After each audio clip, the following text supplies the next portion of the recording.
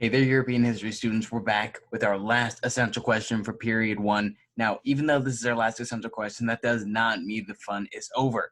But this is a bit of a shorter one for you, so let's not dilly-dally. And let's get into it, kids. So, how did the struggle for sovereignty result in varying degrees of political centralization in early modern Europe? So, we have a lot of interesting definitions here. So, let's define political centralization. So, this is a centralized government with power in which power is exuded or coordinated by a political executive to federal, states, local authorities, and small units considered subjects. So let's take an example, say in the 16th century, the King of England. So King Henry the Eighth.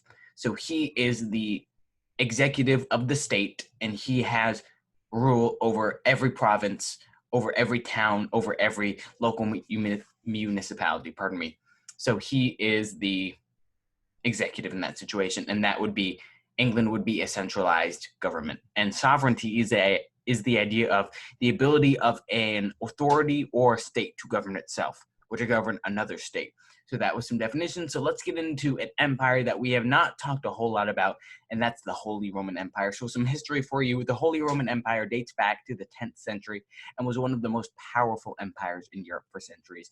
And until 1500, it would be very powerful, but after that, it would start to fall down and almost crumble a little bit.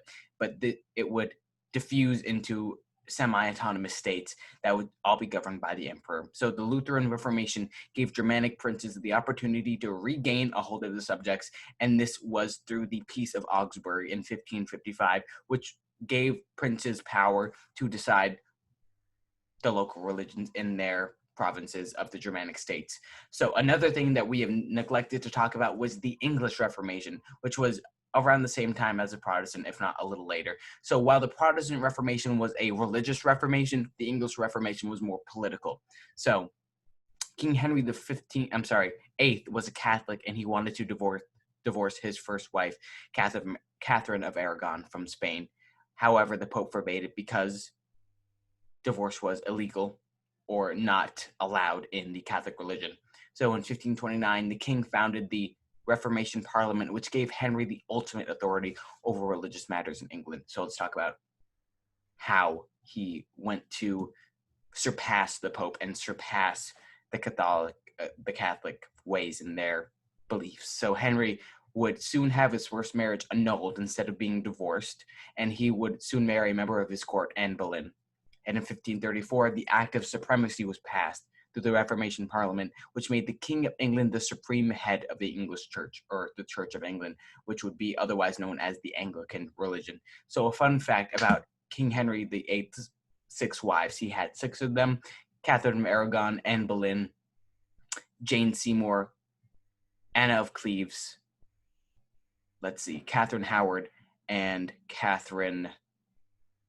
her last name's eluding me. Doesn't really matter. But if you are interested in musical theater, Sixth the Musical is a fun way to experience history. It's only about an hour long, and there are some bootlegs on YouTube. So it's a fun way to experience history, and the music is great. So I would highly recommend that. So let's get back into history and talk about the 30 Years' War. So I will be completely transparent with you folks who are listening. I am not an expert on the 30 Years' War, and this is one of the things that I just have a hard time grasping. So I'm going to be completely transparent with you, and I'm going to give you just the most basic overview, but I'm also going to give you guys a lot of resources in the comments or in the description so that you guys can go educate yourselves on the 30 Years' War, because I do not at all want to give you a misinterpretation. So that's just me being transparent with you, because there are always going to be things in history that we just have a hard time wrapping our heads around.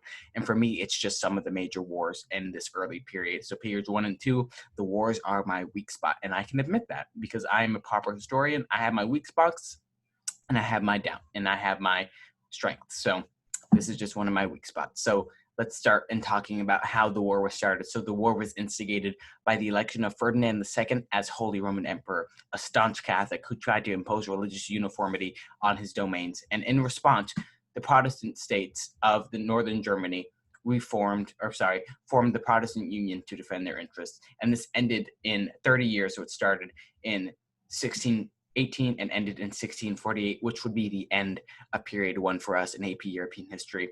And this ended in the Peace of Westphalia. So signed in 1614, this ended the 30 Years' War and ended the medieval idea of universal Christendom. It also placed 300 individuals under the control of different parts of the Holy Roman Empire, which would signify the start of its decline. So after the war, let's check in on our states. So tax collections, strong militaries, and organized justice systems were all signs of a modern state. And all states wanted to be modern after this time. And this is entering into period two, so this is a little bit of a bleed over. All states wanted to be modern, which most countries wanted to achieve, as I just said. States emerged with centralized governments and a greater royal control, and these are known as new monarchies. So let's talk about what's going on in Spain. So the collection of taxes and the purchase of land was able to help centralize Spanish power after the war. Muslims and Jews were cast out to make sure Spain had a pure Christian population. And since Spain is so close to Africa and northern Africa is predominantly Muslim, we're having a lot of religious conflict in Spain because Muslims like to invade to invade parts of Spain and take over, and then the Catholics would take over again, and then the Muslims again, and it was just an interesting dichotomy there. So Catholicism would be the unifying religion in Spain during this time to signify its stance as a modern state. The unification process and the overseas explorations transformed Spain in the 16th and 17th century into the ideal modern state. So what's going on in France? A land tax system in France made it possible for the French government to fund a stable army. Throughout the French provinces, bailiffs were used to enforce the law, and the Edict of Nantes gave Huguenots rights, helping them unify France further. And if we remember, a Huguenot is a French Calvinist. Remember, they were persecuted for their beliefs in France, but now they had rights. So what's going on in England? Let's check in on the Tudor monarchy, who increased their power in England. So the Tudors wanted to avoid conflicts, and this was not by overtaxing, and this was done by not overtaxing the land and sending justices around the country to dispense justice in the name of the king. So this kept things a little bit peaceful, and the Tudors were just the name of the royal family at the time. So King Henry VII created a royal council of gentry to act as his advisors. Very sorry there. And we remember the gentry are the new class of wealthy landlords who did not inherit titles. So again, let's talk about England. Henry VII used the Star Chamber, an English court at Westminster from the 15th to 17th century to supplement judicial activities of common law and equity courts in criminal and civil matters. So let's talk about artists, and the gentry. The gentry were able to profit a lot after the war, and they were able to make political alliances with monarchs, and artists gained social status due to the high demand for custom art pieces and high patronage. So this is very dense. This one's very dense. We're talking about new political theories, and we're having a lot of conflicting ideas. So the new era of political centralization led to a new era of political theories and political ideologies, most of which dealt with one of two ideas, either the relationship between individuals or the relationship between individuals and the state. So Niccolo Machiavelli, which we talked about earlier, I believe in Essential Question 1, who wrote The Prince, an idea or a book about how to properly govern a given municipality. His idea was Machiavellianism, and rulers should use cunning to gain power and provide stability to the state in order to maintain power and sovereignty. And he advocated for republicanism and ambitious leaders. And we also have Jean Bodin, who believed in absolute sovereignty, which the doctrine of the divine rights of kings gives monarchs a right to rule. So he emphasized the importance of family and religious tolerance. So we also have Hugo Grotius, who emphasized natural law, which was the idea that humans are born with rights. No matter who the human is or where they're born, they are born with rights. And he advocated for laws and agreements to govern the state, as well as international diplomacy. And then we have Thomas Hobbes from England, and he thought of the social contract, which was power comes from the people and not from the divine.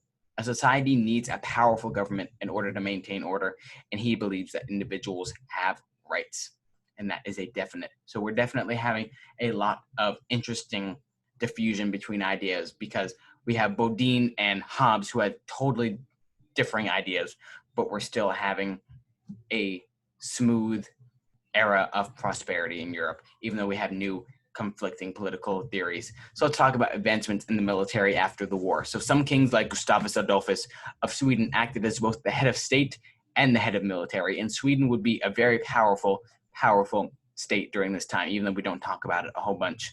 So guns and swords, as well as military tactics, were improved upon in Europe as a whole. And the French military borrowed tactics from the Swiss, given that their military was still in its infancy. We're talking about the French. And France during this period two, as we move on to it, will begin to build itself up, and then the French Revolution will happen, and it will fall down, then build itself back up again, then fall down, and it's an interesting cycle to watch. So look forward to that. And then we have some emerging identities, of course, as we always do, with the Peace of Westphalia also ended the 80 Years' War, aka the Dutch independence movement. So the recognition of Denmark as an independent state started after the Peace of Westphalia. So the Bohemian states and its people in the Holy Roman Empire soon morphed into the Czech people. And then we have some religious suppression and some suppression of citizens. In the Celtic region of Scotland and in Ireland and in France, religious expression was subjugated. And in some areas of France, due to French encroachment, farmers were removed from their land. And the Concordat of Bologna gave the Pope power to collect income on Catholic churches in France, while the king still had power over Catholic leaders. Now, this one was a short one, and let's see if we answer the question. And even if not, we're getting some new resources so that you guys always have more information, because you should never have just one source of information when you look at history. You should have at least two. Make sure you have a primary, a secondary, and then make your opinions there, and then base your opinions off those sources. So how did the struggle for sovereignty result in varying degrees of political centralization in early modern Europe? So we're having a struggle for sovereignty in the 30 Years' War. And for those of you who were wondering, this is the Kingdom of Bohemia. When we talked about the Bohemian states morphing into the Czech people. This is the Holy Roman Empire, the Germanic states. So we're having a diffusion of power away from the Holy Roman Empire into states like France, into states like Sweden. And then we're having the English move away from religious power, and we're having the head of state also become the head of religion in England, having the Anglican Church or the Church of England. And we're having the 30 Years' War become a symbol of change, because we're having some prosperity after the Peace of Westphalia, because we're having new states emerge like Denmark, who now has independence and is recognized as an independent state. And after the war, we're having states like Spain have more centralized power, and we're having unified processes, and we're having countries like France have strong militaries.